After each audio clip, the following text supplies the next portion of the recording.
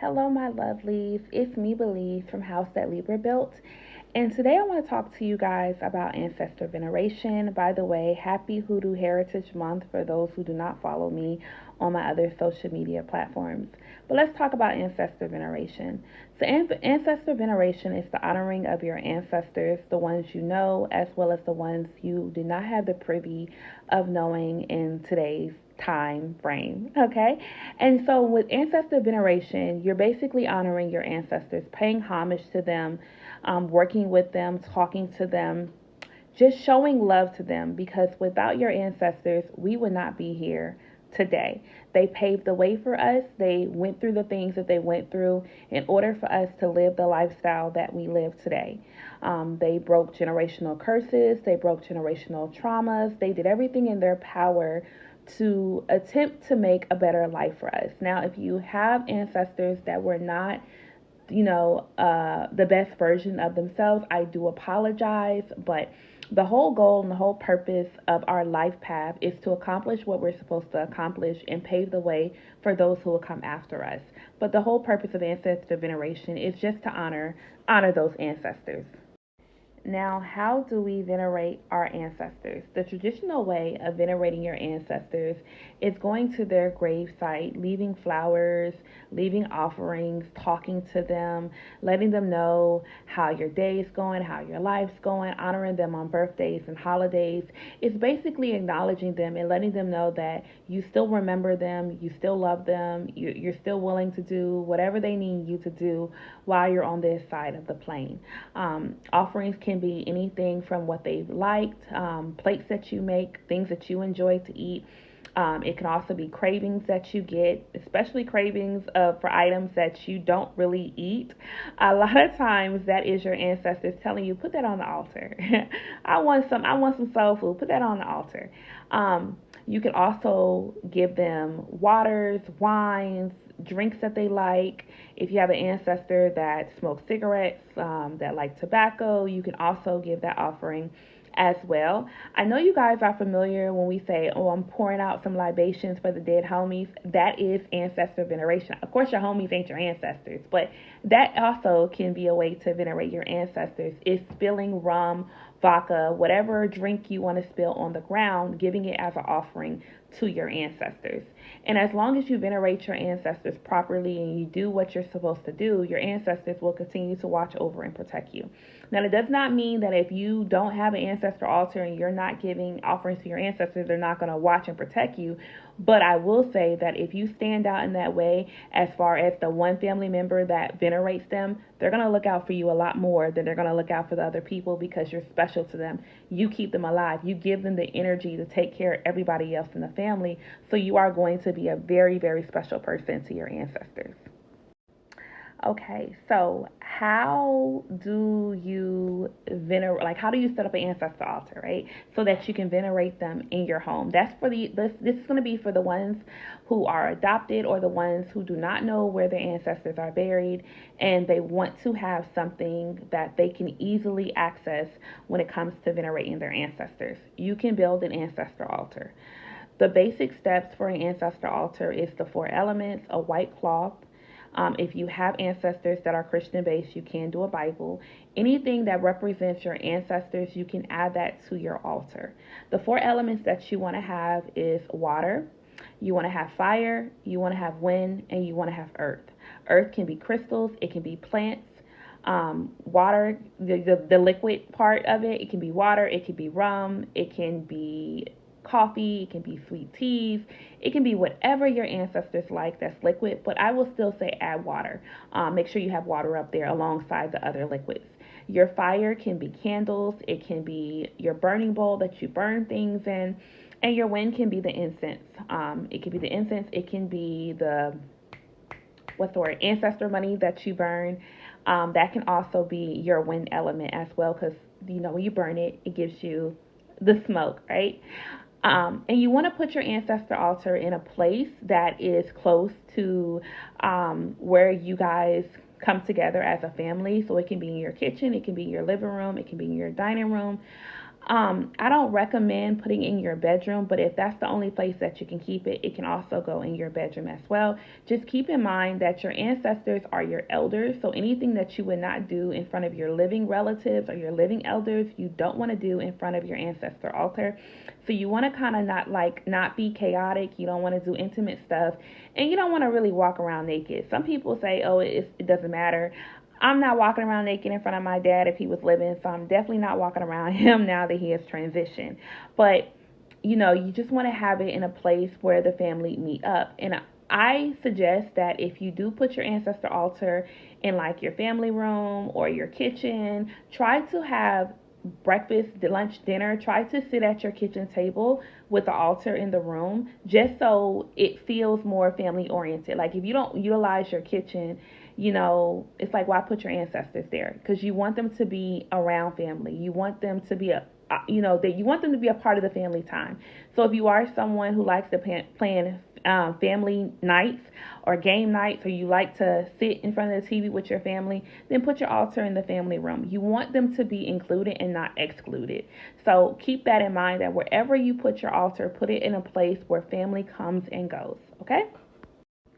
Now, for those of you who are familiar with your ancestors, you have a list of names or you know where their grave sites are, you can still venerate them in that place. And for those of you who are adopted, keep in mind that just because you don't know your ancestors do not mean your ancestors don't know you.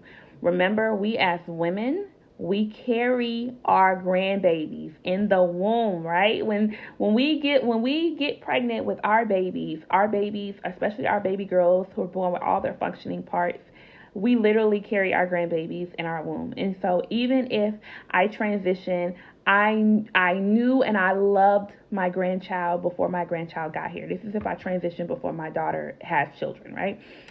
So keep that in mind, that your ancestors, they love you, they knew you before you even knew yourself, right? Because before we come here, we're somewhere up chilling with them, waiting for reincarnation. So your ancestors, they know you, even if you don't know them.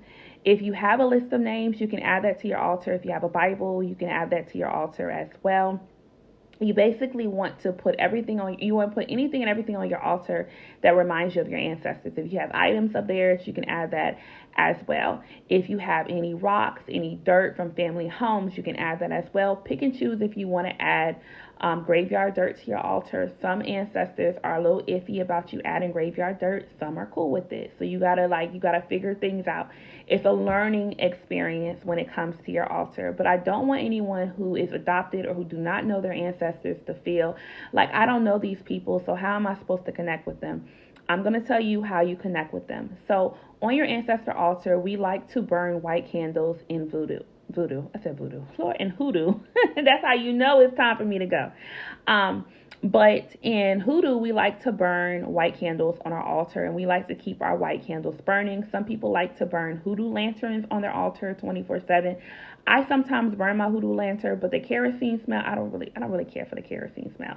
But the white candle that you're going to add to your ancestor altar, that's going to burn 24/7, that's going to be your protection candle, but that's also going to be your communication candle. Now, if you want to use a different candle for communication, you can use a purple candle, or you can use a traditional white candle or your hoodoo lantern.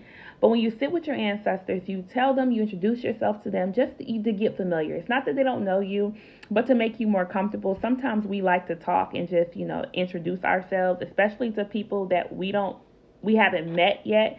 So you can do that. You can do that exchange, explaining who you are, what your intentions are, what you're seeking, what you're willing to give, all of that good stuff. Make sure when you're communicating with your ancestors, whether you know them or you don't know them, make sure you're telling them how you want them to communicate.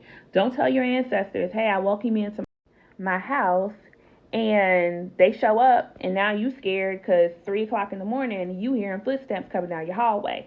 So tell them how you want them to communicate with you, whether you want them to talk to you in dreams, if you want them to talk to you through angel numbers, synchronicity, signs, other people, television, music, whatever. Let them know how you want them to communicate with you, okay? Because I don't want you guys to be scared and now you feel like your house is haunted.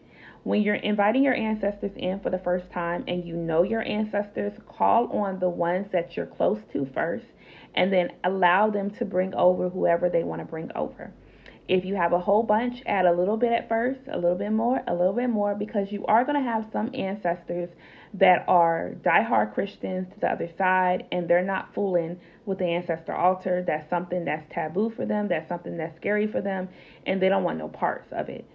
I know we like to think that religion is wrong, but I'm going to tell you this: the same way you have these ATRs, religions that are based around our people, other cultures have religions that are based around their people, and sometimes you can intermix the two. Okay, hoodoo is a combination of Christianity and other things as well. So if you got Christian ancestors, they're gonna be Christian on the other side. It's not that they get to the other side and they're like, oh no, Christianity was wrong. That's not the case. And if they believe it on the other side, there gotta be some truth to it. That's all I'm gonna say. But you're gonna have some who are not gonna be wonderful with the ancestor altar, and you have to respect them. Don't keep anyone on your altar who do not want to be kept. If you do not know your ancestors, then you want to call on your benevolent and elevated ancestors, those who wish to work with you, who have good intentions, and are here for you all day long. You want to invite those ancestors. Don't just say, I call on all my ancestors, because if you do that, you don't really know who's going to show up, because we have good and bad ancestors. And just because you have bad ancestors do not mean you can't work with them. You just got to be careful putting them around other ancestors that don't fool with them. Because if two ancestors don't like each other, they will be in your house scrapping. I'm not going to lie to you. It's going to be chaotic in there because you got two people who didn't rock with each other in real life. So keep that in mind as well. Learn how to do divination at your altar as well. Make sure you guys are sitting with your altars. Don't just throw an altar up and then you go there to do work and then you go on about your business. The same way you don't want to be used and abused, you do not want to use and abuse your ancestors. Another thing is, don't set up an altar and then you're just giving offerings, but you're not necessarily asking your ancestors for anything. Your ancestors want to help you. Spirits will intervene on your behalf, but they work even harder. They intervene even harder when you ask them for certain things because they know that you want it. So don't be afraid to ask your ancestors for things. Just try to find that balance of give and take. You don't want to overwork your ancestors. Make sure you guys are doing your protection. If you don't learn anything else on your hoodoo journey or your spiritual journey, learn how to protect yourself. Whether it's a gree bag, an amulet, a crystal, a bracelet, a protection candle, oil, whatever. Learn how to protect yourself. Your ancestors is your first line of defense when it comes to your spiritual journey. So connect with them and work with them before you start to work with other deities or other hoodoo spirits or anything outside of your family lineage. Now, I'm not going to sit here and say that you guys don't have that in your lineage, because there are people who do believe that they have demons in their blood, that they have certain angels in their blood. And so I'm not going to tell you who's in your lineage, who's not, because that's not my job. But I will say is learn to work with them before you jump off into the deep end and start to do other things. If you can protect yourself and you know how to work with your ancestors, then you don't have to worry too much about people hexing you or people trying to do stuff to you or just bad stuff happening to you in general, because you have done the first step. Protection is not a one and done thing, y'all. You have to protect yourself on a daily basis, a weekly basis, a monthly basis, a yearly basis. If you struggle with doing your protection work every day, at least do it once a week at the minimum. But make sure you guys are covering yourself spiritually all the way around so that you don't get hit with nothing later on. There's more ways to divine versus, tarot cards, oracle cards.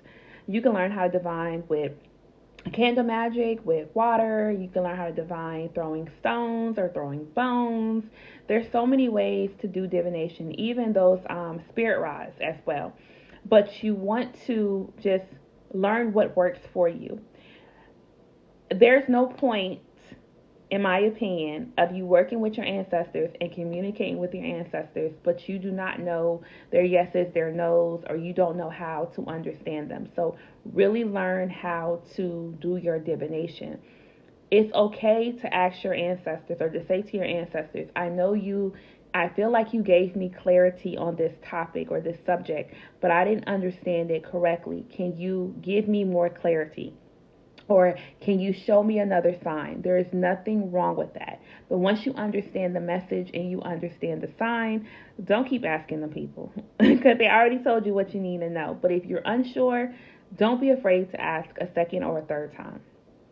Make sure you guys are cleansing yourself as well. Make sure you guys are going to your altar in the best light that you possibly can. You can wrap your head up with a white cloth before you go to your altar, just so that you're able to kind of like understand and hear them more clearly. Because sometimes with mediums, there's so many voices that are in your head that it can be hard to understand or determine which is your ancestor, which is yourself, which is a foreign spirit. So I believe that when you wrap your head up and you go before your altar and you're in meditation or you're in prayer, I feel like the head wrap blocks out who's not supposed to be there and keeps in who is supposed to be there, so you can hear them more clearly.